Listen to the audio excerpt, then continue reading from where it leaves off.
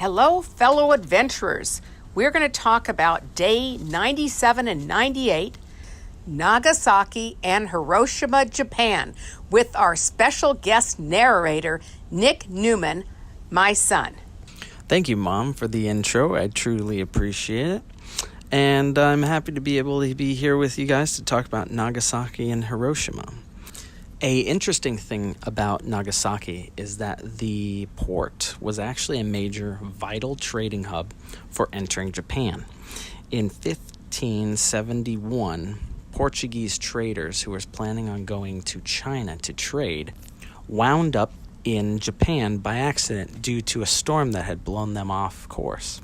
Though as Japan continued to trade with the West, certain things came in, not just technology, but ideas that also included religion. Catholicism started to spread through Japan, and many of the individuals who had power in this time period feared the potentiality for this change both culturally and religiously within the islands of Japan.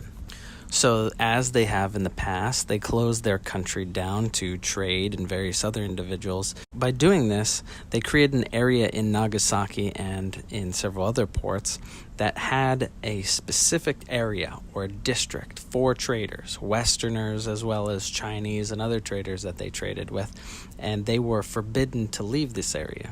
This area in Nagasaki was called Dejima. It was a constructed coastal piece of reconstructed or reclaimed land that held and was only for the traders and the Westerners, and they were not allowed to step foot inside the city or outside of Dejima.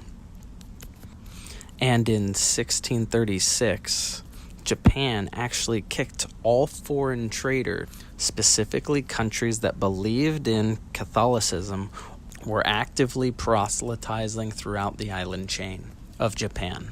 This was very interesting because what was so fascinating was the reason why they kicked Catholicism off and they actually removed even the English was the Dutch had convinced their various shogunates and feudal lords that not only the English, who were not Catholic, who happened to be Protestant, were also a threat and were also Catholic, including various other Western groups.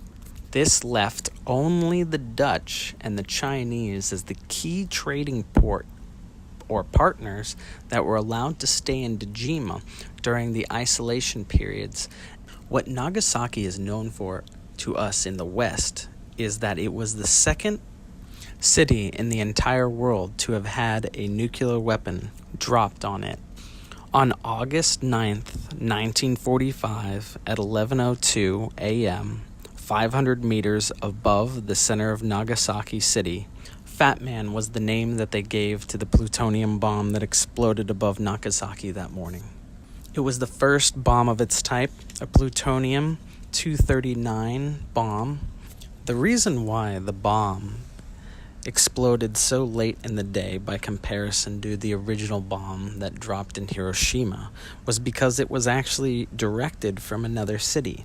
Kokura was the original target for the Fat Man atomic bomb, but it was actually socked in entirely with fog that morning, so they redirected and flew to Nagasaki, where they detonated the bomb in the city. The hills and topography of the city actually saved much of the city from the total devastation that was wreaked upon Hiroshima itself. Because the city of Nagasaki is situated with many river valleys coming together, this actually isolated and contained much of the explosion from Fat Man, helping save much of the city from even more destruction than could have been. Today in Nagasaki, 500 meters below where the original bomb exploded, stands a monument to peace and to commemorate the people that were lost. And today, as people still continue to die from that time period who have survived, they add a new name every year to the monument. Hiroshima was one of the only other cities to ever been attacked by a nuclear weapon. It was one of 4 cities, along with Nagasaki, Kokura, and Niigata, that were targeted by the United States Air Force as potential targets for a nuclear attack. In preparation for these droppings of the atomic bombs, most people are unaware that there was 49 missions designed to have practice bombs, what they called pumpkin bombs, dropped on 17 major cities to see and test the accuracy of their men so that when they dropped the bomb, it would be as accurately and well placed as possible. These pumpkin bombs, or practice runs, 49 of them in total, killed 1,600 people in varying cities.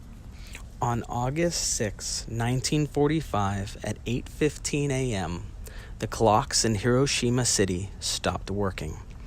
A ball of fire was rising over their city and burned and singed anybody who saw it. It was created by a bomb the Americans called the Little Boy. It was a uranium-based sledge bomb that combined 2 core uranium fuel rods together, smashing, creating a nuclear or atomic reaction. When it went off, it destroyed 92% of the city instantly, and 140,000 people died in its explosion.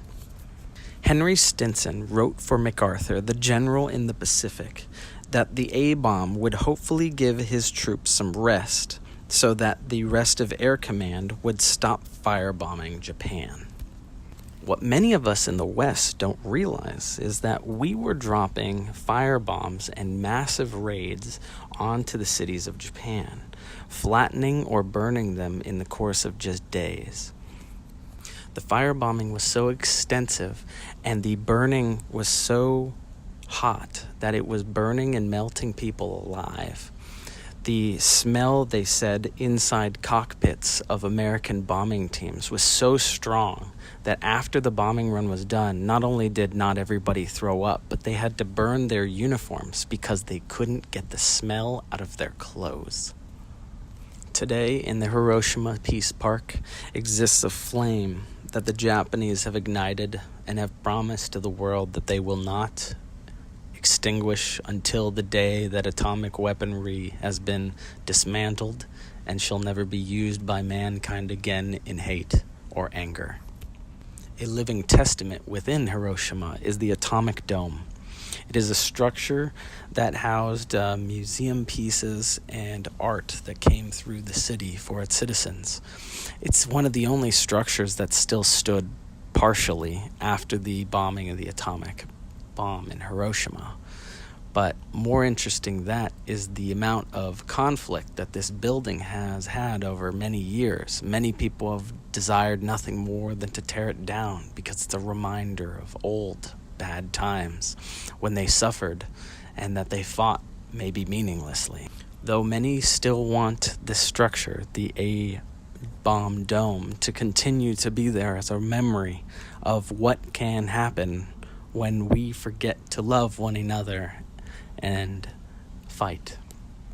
Last thing, what's interesting after being all throughout Japan, after the fact of seeing all these cities, but not just the ones bombed by atomic weapons, but the sheer devastation that these firebombing raids had on Japan. Today, you find very few wood structures, only few ones that survived various bombing runs or ones that were hidden, dismantled, or reconstructed are made of wood today.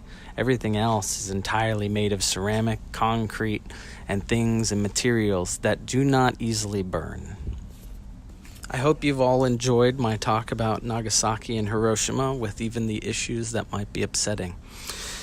Dan Carlin has a podcast called Hardcore History, episode 42, called Logical Insanity. If you're more interested in knowing about the bombings, both of the atomic weapons on Japan, as well as the fire bombings that happened throughout Japan and in Western Europe during World War II. Thank you for the opportunity to tell you this story. Bye. Thank you, Nick, for your insights on Nagasaki and Hiroshima. There are a few things worth mentioning in Hiroshima, and one of it is the Japanese food. We had the opportunity to go to a restaurant there and have pork ramen, gyozos, and udon. Those are basically staples for the Japanese people. However, we seem to think of sushi being on the plate of every Japanese person on a daily basis. But this really honestly is only for special occasions because sushi is so expensive in Japan. Our guide took us to this Japanese restaurant. It's one of his favorites, and we had ramen there and really enjoyed it because we cannot get ramen with that flavor and texture and quality at home. So we were really excited to have this in Japan. Our guide drove us a bit outer to the other side of town to the Itsukushima Shrine, which was first built in 593 and then rebuilt in 1168 on the same scale that it is in today.